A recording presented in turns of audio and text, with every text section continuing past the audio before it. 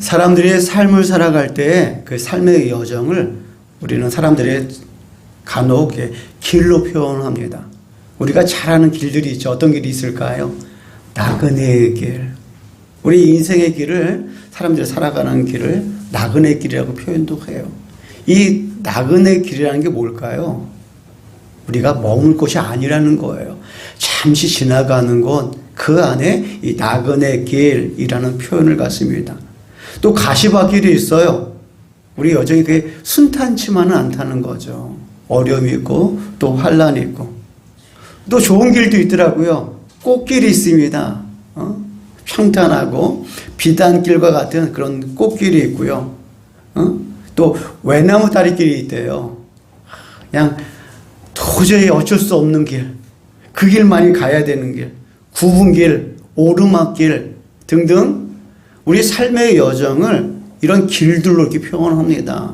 나그네 길, 또 꽃길, 가시밭길, 외나무길, 구분길, 오르막길 등등 우리의 삶의 여정을 이렇게 길로 표현을 하는데 이 표현의 내용을 보게 되면 우리 삶의 그 상황, 환경, 모습, 모양을 가지고서 우리의 삶을 이렇게 길로 표현하더라고요. 근데 길을 표현할 때마다 가장 중요한 것이 있더라고요. 그 길의 환경과 길 위에서 만나는 것이 중요한 것이 아니라고 늘 얘기하더라고요. 그 길이 어디와 연결되어 있는지가 중요하더라고요. 다시 말해서 늘 얘기할 때 길을 표현할 때 방향을 이야기합니다. 내가 가고 있는 방향이 맞는가? 아무리 꽃길 같고 아무리 황금길 같을지라도 그 길이 바른 길이 아니고 내가 원하는 길이 아니라고 하면 어떻게 될까요? 그에 반하여 나그네 길, 외나무 다리길, 또한 이 구분길을 할지라도 그 길이 내가 원하는 길이고 그 길의 끝에서 내가 원하는 것이 있다면 그것이 바른 길이 아닐까요? 저는 그 바른 길이 우리가 걸어가는 길이라고 믿습니다. 왜요? 우리는 그리스도인의 길을 걸어가기 때문에 그래요. 왜요? 저와 여러분들이 가는 길에 어떤 것이 있을 수 있어요. 굽은 것처럼 오르막처럼 나그네처럼 있을 수 있어요. 그러나 한 가지 분명한 것이 있어요. 방향이 맞기 때문에 그래요. 저와 여러분이 가는 길, 저와 여러분이 그리스도인으로서 걸어가는 그 길이 그 길 가운데 어렵고 험난할지라도 저와 여러분이 그 걸어가는 길이 바른 길일 줄 믿습니다. 방향이 맞을 줄 믿습니다. 그러기 위해서 또 그러기 때문에 뭐요? 우리가 그 길에서 떠나면 안 돼요. 그래서 벗어나면 안 돼요. 그 길을 끝까지 걸어가는 저와 여러분 되기를 주님의 이름으로 축원합니다. 그렇다면 왜 우리 그리스도인의 길이 바른 길이고 왜 우리가 그 길을 걸어가야 될까? 또 그 길은 또 어떤 길일까? 오늘 성경이 우리에게 말씀하고 있습니다. 오늘 이것도 누가복음 22장 제가 그냥 19절 20절만 읽었는데 그 앞에 약간 전후반으로 말씀을 나누고 있는데 이 말씀은 예수님께서 그 전에서 제자 베드로와 요한을 부르셔서 야 베드로 요한아 이제 유월절이 다가왔으니까 우리가 유월절을 함께 보낼 것을 준비하라 라고 예수님께서 베드로 요한을 부르셨어요. 그럼 어디에 준비할까요? 저기 성내로 들어가게 되면 물 한 동이를 지고 가는 사람이 있어요. 그 집을 따라 들어가서 그 주인에게 말하면 그 내줄 거야. 정말 베드로와 요한은 예수님 하신 말씀처럼 들어가서 그 주인을 만나고 주인이 마련한 그 큰 다락방을 내어주고 그들 받아왔어요. 그래서 오늘 예수님께서 제자들과 함께 그 예비된 장소에 유월절을 보내기 위해서 그곳에 가시는 거예요. 그 다락방에 제일 먼저 가셔서 유월절을 시작하시면서 예수님께서 하시는 말씀이 이런 말씀을 하시는 거예요. 내가 이 유월절을 너희와 함께 갖기를 원하고 원하였다.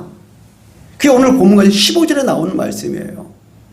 그 유월절을 보내기 위해서 예수님 제자들과 함께 그 다락방에서 유월절을 시작하시면서 가장 먼저 예수님 마음을 표현하셨어요. 내가 이 유월절을 너희와 함께 보내기를 원하고 원하였노라. 두 번 사용하십니다. 간절한 마음이 있다는 거예요. 근데 그 15절에 왜 예수님께서 제자들과 이 유월절을 함께 보내시기를 원하시고 원하시는 그 간절함을 표현하고 있어요. 왜요? 고난받기 전이라고 표현하고 있어요. 예수님이 고난받기 전 내가 유월절 내가 함께 보내기를 원하고 원한다. 왜 그럴까요? 예수님이 제자들과 함께 무엇인가 여유 있게 무엇인가 함께 말씀을 나눌 수 있는 시간이 이제 없기 때문에 그래요. 예수님은 곧 있으면요, 그 로마 병사에게 끌려가시고요. 예수님은요, 이제 24시간 안에 십자가를 지시고 골고다를 얻으시는 거예요. 그러니까 예수님께서 이제 마지막 시간이 남은 거예요. 제자들과 무엇인가 조금 더 가까이에서 예수님께서 무엇인가 나눌 수 있는 그 시간은 이제뿐이 없는 거예요. 그러니 어떤 마음일까요? 이 시간이 되면 무엇을 주고 싶을까요? 저와 여러분들이 부모로서 자녀를 둬서 만약에 나의 임종이 다가왔음을 느끼고 깨달은 그 순간에 무엇을 하시겠어요? 가장 자녀가 하고 싶은 이야기, 내가 남기고 싶은 말, 또 내가 남기고 싶은 것을 주고 싶지 않을까요? 그러니까 그 시간이 얼마나 간절한 거예요. 그 자녀와 간절히 원하고 원하는 마음처럼 주님께서 오늘 이 시간은 정말 다시 없는 시간이다 보니까 너무 원하고 원하시는 거예요. 그런데 예수님께서도 예수가 주고 싶은 것을 주시기 위해서 또 주시기 위해서 이 말씀을 하시는 거예요. 오늘 읽었던 말씀 다시 한번 읽어볼게요. 같이 읽어보겠습니다. 자, 19절 20절입니다. 시작. 또 떡을 가져 감사 기도하시고 떼어 그들에게 주시며 이르시되 이것을 너희를 위하여 주는 내 몸이라. 너희가 이를 행하여 나를 기념하라 하시고 저녁 먹은 후에 잔도 그와 같이 하여 이르시되 이 잔은 내 피로 새 언약이니 곧 너희를 위하여 붓는 것이라. 아멘. 예수님께서 간절히 원하셨던 것은 이 시간이 다시 없기 때문에 예수님께서 주고 싶은 것, 예수님께서 가장 주고 싶은 것, 가장 귀한 것을 주시는 거예요. 뭘 주고 있나요? 예수님의 몸을 주는 거예요. 예수님의 지금 피를 주는 거예요. 예수님께서 제자들에게 정말 이 시간을 통하여, 마지막 이 시간을 통하여 가장 주고 싶은 것, 예수님이 줄 수 있는 가장 소중한 것, 그것을 주고 있는 거예요. 그게 뭐예요? 예수님의 몸, 예수님의 피예요. 이걸 뭘 주는 거예요? 예수님의 생명을 주고 있다는 사실이에요. 예수님께서 그 마지막 시간과 같은 제자들과 무엇인가 함께 머물고 있고 함께 식사하는 그 자리에 예수님이 줄 수 있는 가장 소중한 가장 귀한 것을 주셨어요. 그게 몸과 피인데 그걸 예수님의 생명을 주셨다는 거예요. 이보다 더 귀한 것이 있을까요? 이보다 소중한 것이 있을까요? 이 말씀을 준비하면서 제 머리에 스친 찬양이 있었습니다. 한번 올려주시겠어요? 주의 손에 나의 손을 포개봅니다. 주보혈 날 정결케 하고 주보혈 날 자유케 하니 주 앞에 나 예배하는 이 시간 나의 모든 것을 주께 드리네. 주의 손 날 위에 지키셨고 주의 발 날 위에 박히셨으니 이제는 내가 사는 것이 아니요 오직 주를 위해 사는 것이라. 예수님께서 그 마지막 시간에 예수님께서 그 제자들에게 남기고 싶고 가장 주고 싶은 것, 가장 소중한 걸 주셨는데 다른 것이 아니라 예수님의 몸을 주셨어요. 예수님의 피를 주셨어요. 예수님의 생명을 주셨어요. 오늘도 저와 여러분들이 감사하고 기뻐하는 것이 뭔가요? 하나님을 찬양하고 하나님께 영광을 돌리는 것이 무엇인가요? 예수님이 저와 여러분들에게 예수님의 살과 피를 주셨어요.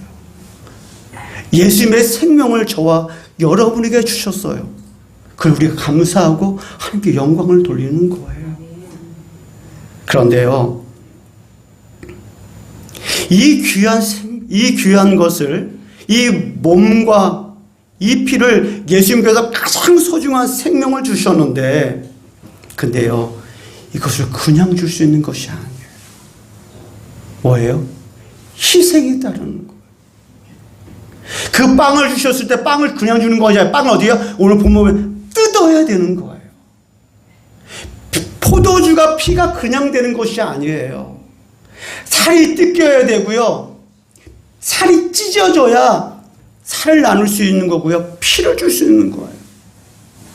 예수님께서 그 마지막 시간, 제자들과 나누면서 그 소중한 시간, 가장 소중한 것을 주셨는데, 당신의 살과 당신의 피를 주시는데, 그 살과 피는 그냥 주는 것이 아니라 당신을 찢어야만 그 제자에게 줄 수 있다는 거예요. 저와 여러분에게 생명을 주셨는데, 살을 주셨는데, 피를 주셨는데, 그냥 주시는 것이 아니라 뭐예요? 당신의 살을 뜯으시고, 당신의 살을 찢으심을 말미암아 저와 여러분에게 생명을 주셨다는 거예요. 다시 말해서 예수님의 길은 십자가의 길이었고, 예수님의 희생의 길이었고, 또한 저와 여러분이 가는 그 길이, 그리스도인의 길이 뭐예요? 십자가의 길이고 희생의 길이라는 거예요. 왜요? 희생해야 생명이 있기 때문에 그래요. 희생하지 아니하면 생명이 없어요. 예수님께서 당신의 몸을 뜯으시고 당신의 살을 찢으신 것은 저와 여러분들에게 예수님의 생명을 주시기 위해서 당신의 살을 뜯으시고 당신의 살을 찢으셔서 당신의 살과 피를 우리에게 주셨다는 거예요. 희생이 없는 곳에 생명이 없는 거예요. 예수님은 당신의 생명을 제자들에게, 예수님의 생명을 저와 여러분 주시기 위해서 그 십자가의 길을 걸으신 거예요. 희생의 길을 걸으신 거예요. 오늘 저와 여러분들이 그리스도의 길이 어떤 길일까요? 그리스도의 길은요, 십자가의 길이고요, 희생의 길이에요. 어떻게 보면 정말 죄송합니다. 그리스도의 길은요, 꽃길 아니에요. 황금길 아니에요. 정말 그리스도의 길은요, 희생의 길이에요. 왜요? 희생할 때 그것에요, 열매를 맺고요. 희생할 때요, 새로운 생명으로 태어나기 때문에 그래요. 사도행전 7장을 보게 되면요, 우리가 아는 집사님이 등장합니다. 스데반 집사님이에요.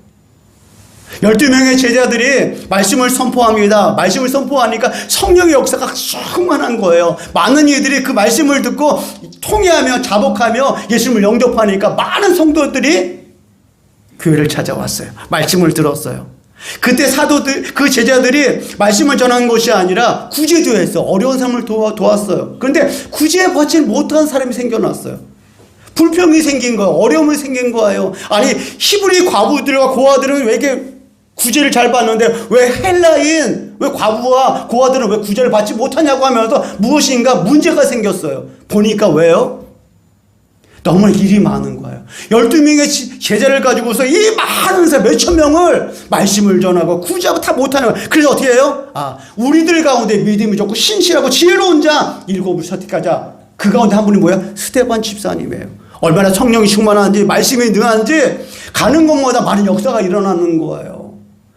그 당시에 말씀이 좋다는 제사장, 말씀이 좋다는 바리새인, 말씀의 서기관도 이 스데반 집합에서는 아무 능력을 못 쓰는 거예요. 그래 어떻게 될까요? 시기 질투가 나오는 거예요. 바리새인과 서기관들이 사람을 매수해, 돈을 매수하여서 이 스데반 집사님이 하나님을 모독하고 모세를 모독했다는 말을 말합니다. 그리고 어떻게 해요?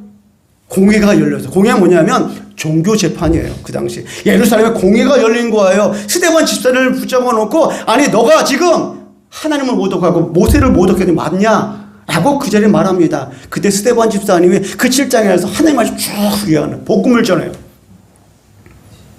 아브라함부터 시작 쭉 해서 예수님까지 쭉 복음을 전해요. 그래 그들이 뭐예요? 마음이 찔리는데 그걸 듣는 것이 아니라 길을 막아버려요. 그러면서 거기 있는 무리들을 향하여 말합니다. 저자를 돌로 쳐라.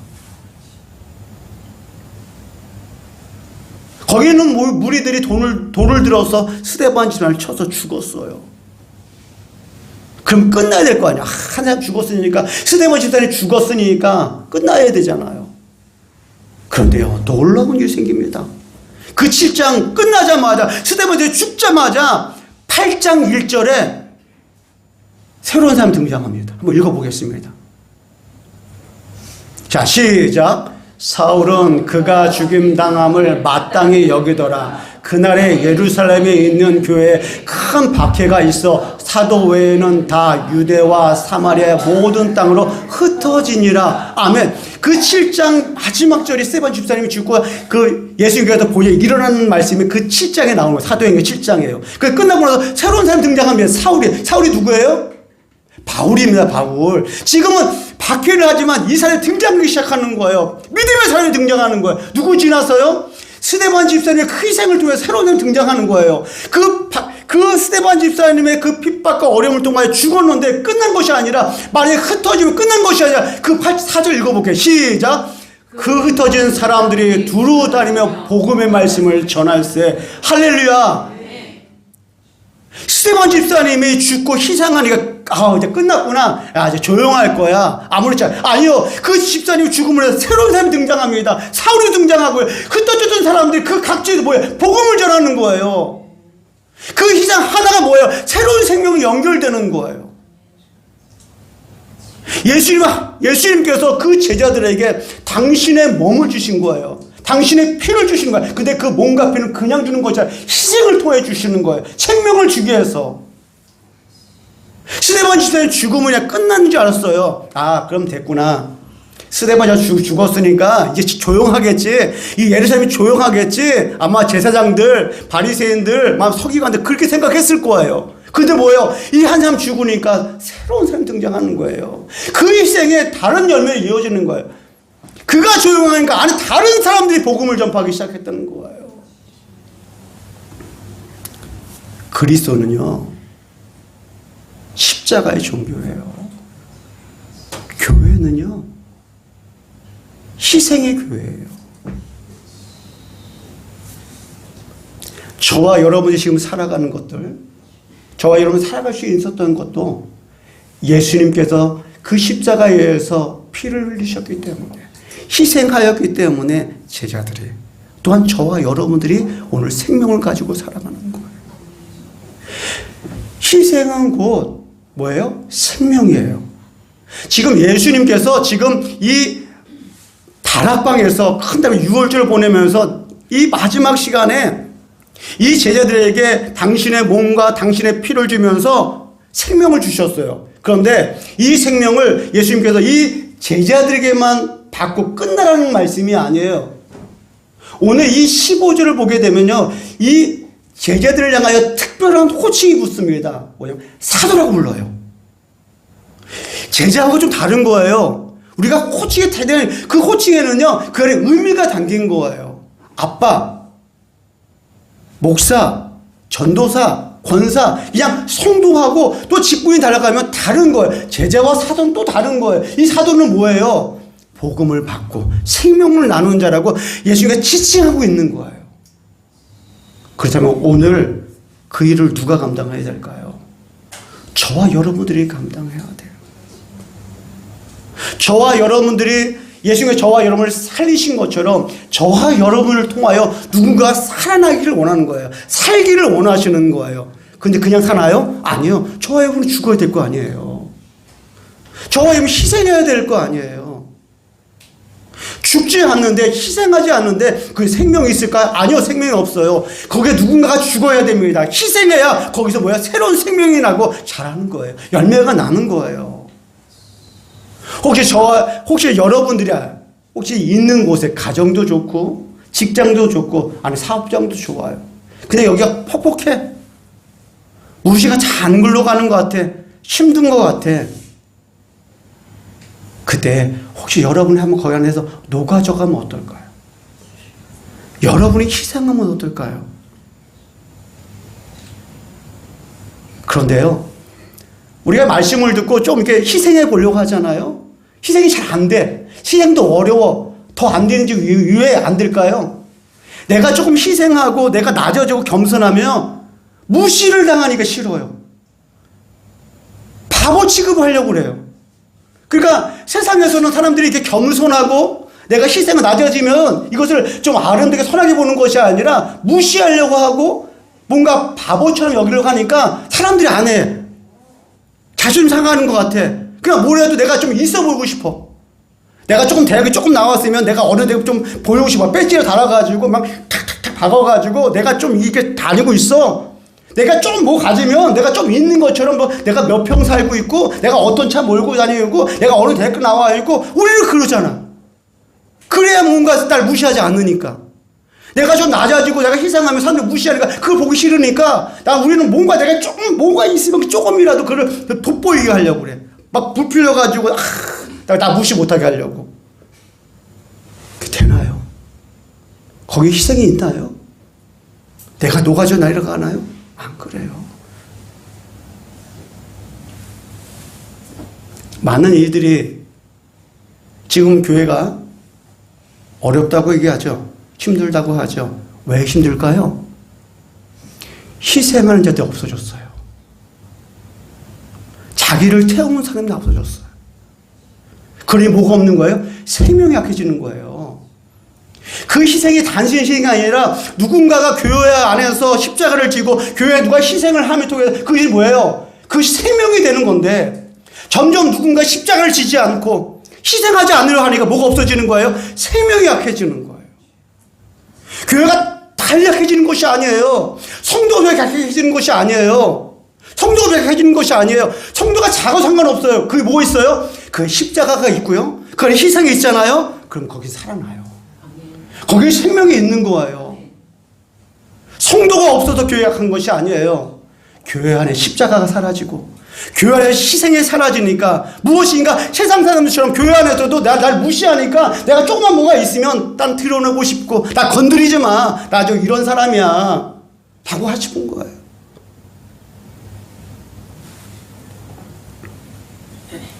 기독교의 역사는요. 순교의 역사고요. 희생의 역사고요. 십자가의 역사예요. 우리나라가 이렇게 잘 쓸 수 있는 것. 우리가 이렇게 예배를 정말 은혜롭게 감사하게 드릴 수 있는 것 뭐 때문이에요? 앞에서 믿음의 선교사님들이 믿음의 우리 선배님들이 피를 흘리셨기 때문에 그런 거예요. 죽으셨기 때문에 그런 거예요. 희생하였기 때문에 그런 거예요. 노진제일교 지금 51년의 역사 여기까지 올 수 있었던 것도 우리 안에 목회자와 우리 장로님, 권사님, 집사님 희생이 있었기에 지금까지 온 거예요.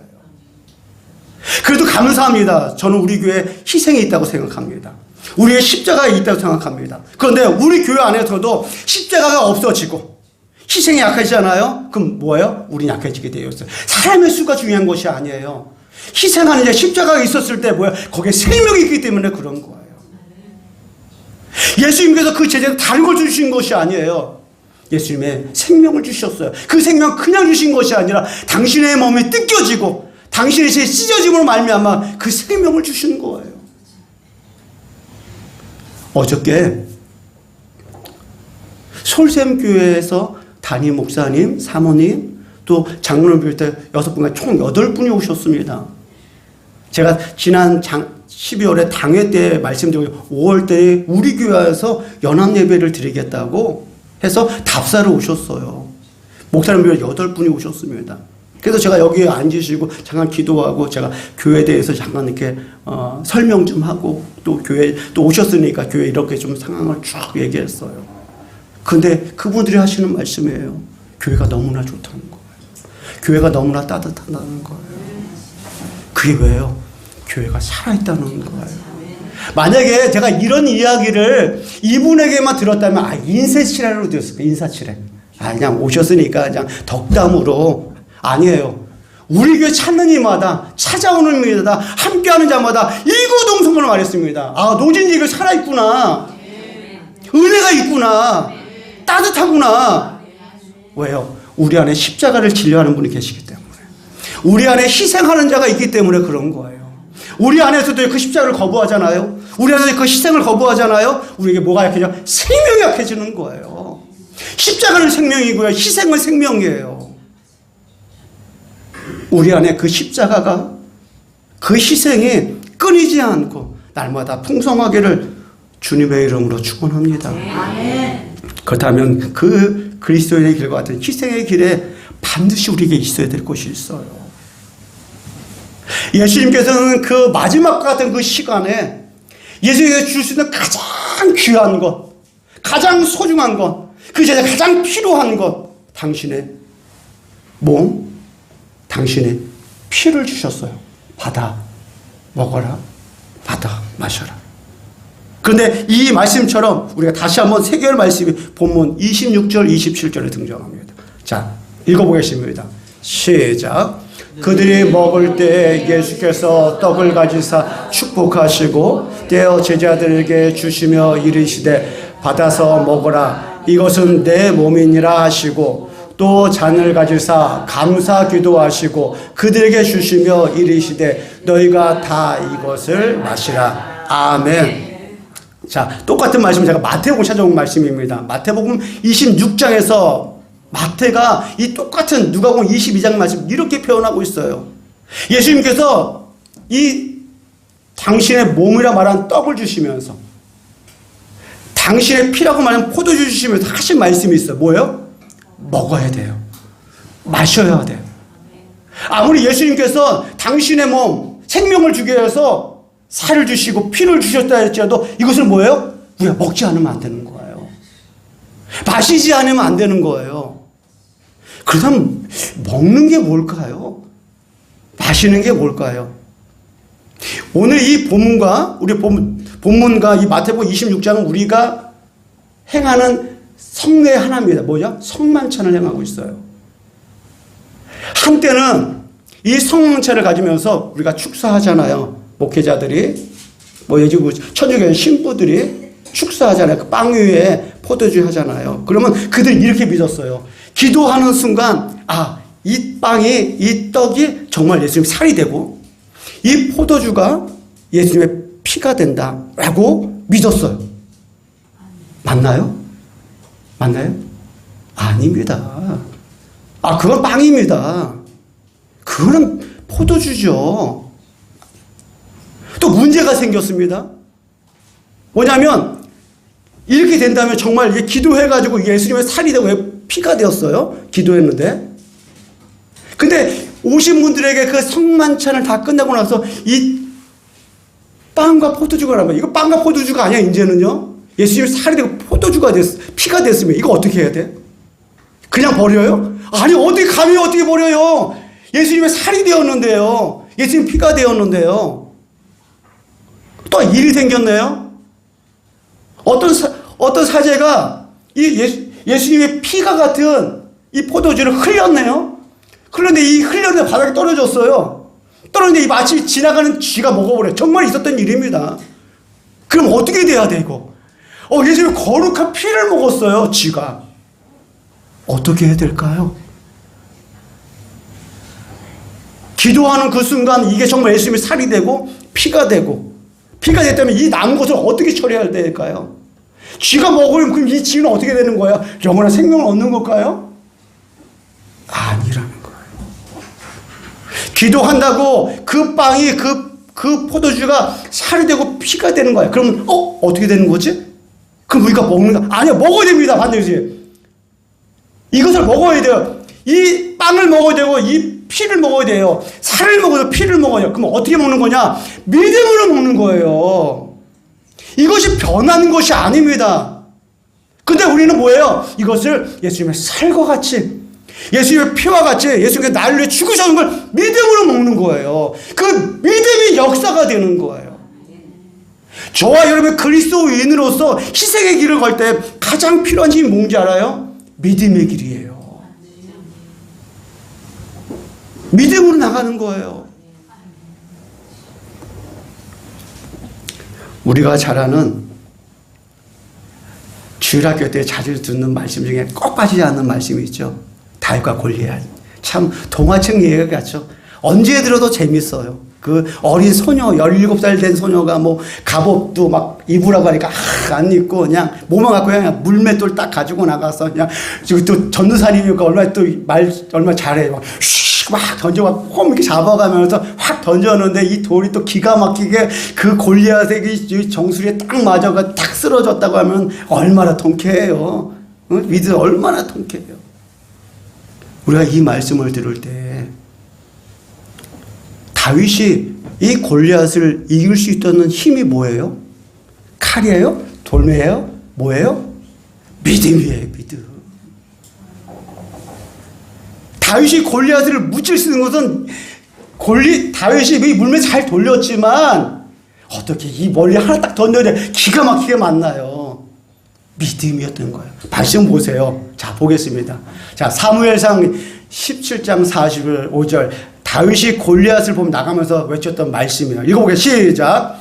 다윗이 블레셋 사람에게 이르되 너는 칼과 창과 단창으로 내게 나아오거니와 나는 만군의 여호와의 이름 곧 내가 모욕하는 이스라엘 군대의 하나님의 이름으로 내게 나아가노라. 아멘. 너는 칼과 창과 단창으로 나오나 만군의 여호와의 이름으로 내가 나가노라. 아니에요. 물매가 하나도 없어요. 가지고 나왔지만 물매가 아니었어요. 다윗이 이긴 것은 골리앗을 무찌르고 다른 거죠. 믿음으로 이겼다는 거예요. 지금 예수님께서 너희가 이걸 받아 먹으라고 말씀하셨어요. 예수님께서 당신의 몸을 주신 것 너무 귀해요. 더 중요한 것은 그것을 뭐야? 받아 먹어야 되는 거예요. 받아 뭘 먹는 거예요? 믿음을 먹는 거예요. 믿음으로 받아들이는 거예요. 저와 여러분이 그리스도의 길을 갈 때 그것은 희생의 길, 십자가의 길이에요. 그런데 그 희생의 길, 십자가의 길 이길 수 있는 힘이 어디서 나오는 거예요? 돈이요? 아니에요. 지혜요? 아니에요. 학벌이요? 아니에요. 뭐예요? 믿음에서 나오는 거예요. 아무리 힘들어도 아무리 어려워도 가시밭길 갖고 오르막까지 갔을지라도 내 안에 예수를 향한 그 믿음이 있기에 주님이 나와 함께 하심을 믿기에 주님의 살에 주님의 피가 나와 함께 믿기에 우리가 그 길을 갈 수 있는 거예요. 그 믿음이 없어서 우리가 어떻게 살아가요? 그 믿음이 없어서 우리가 그 길을 걸어가요. 진작 포기하죠. 진작 내려놓죠. 그러나 우리는 그 믿음이 있는 거예요. 예수님의 당신께서 그 십자가에서 그 희생을 통하여 당신의 살을, 당신의 피를 주셔서 우리가 오늘도 먹고 오늘 마심으로 인하여 나에게 생명이 있고 그 믿음으로 내가 살아가며 주께서 말씀하셨을 때 내가 힘들고 어려워도 이 환경 속에 그 무찌르고 나가는 거 아니겠습니까? 그게 뭐예요? 예수님을 날마다 먹어야 되는 거예요. 예수를 믿어야 된다는 거예요. 믿음이랑 똑같은 믿음이 아니에요. 성경 분명히 말씀하고 있습니다. 어떤 믿음이요? 산 믿음이 있고 죽은 믿음이 있다고 말씀하고 있어요. 우리는 이렇게 얘기하죠. 믿음은 천국 가요. 예, 믿음은 천국 가면 맞습니다. 분명합니다. 근데 그 믿음이 정말 내가 살아있는 믿음인지 죽어있는 믿음인지 어떻게 알 수 있을까요?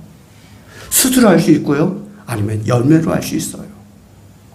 사랑하는 성도 여러분, 예수님께서 걸어가신 그 길은 십자가의 길이었고 희생의 길이었습니다. 그런데 그 모든 길이 저와 여러분들에게 생명을 주시기 위해서 걸어가셨던 길인데 이제는 예수님께서 우리에게 부탁하는 거예요. 저와 여러분들에게도 그 길을 가기 원하시는 거예요. 앞서서 이야기했지만 저와 여러분이 가는 길 꽃길 아니에요. 십자가 길이 아니에요. 여러분들이 살아가면서 누군가에게 비난을 받고 누군가에게 무시를 당하고 누군가에게 혹시나 조롱을 당했다고 얘기할게요. 그것이 예수님께서 그 십자가를 오르실 때 멸시와 천대를 받는 것보다 더 할까요? 안 그럴 거예요. 안 그럴 거예요. 우리는 나 조금만 무시하면 가만 안 두려고 해요. 다 무시하는 거 싫어. 그러니까 난 희생이 싫은 건 아닌데 무시당한 건 싫으니까 어떻게 내가 살아나야 돼. 그냥 드러내고 싶고 자랑하고 싶고 하고 싶어. 그런데 그러면 그게 뭐가 없어요? 생명이 없어요. 살아나질 않아요. 사랑하는 성도 여러분, 우리 교회 안에 우리 성도님들이 조금 힘들고 좀 어려웠고 또 세상의 모든 교회가 세상에 있는 성도님들이 십자가를 지지 않으려 할 때 우리 교회는 우리 성도님은 또 저도 십자가를 지겠습니다. 희생의 길을 걸어가겠습니다. 그러면 우리 교회 생명이 넘칠 거예요.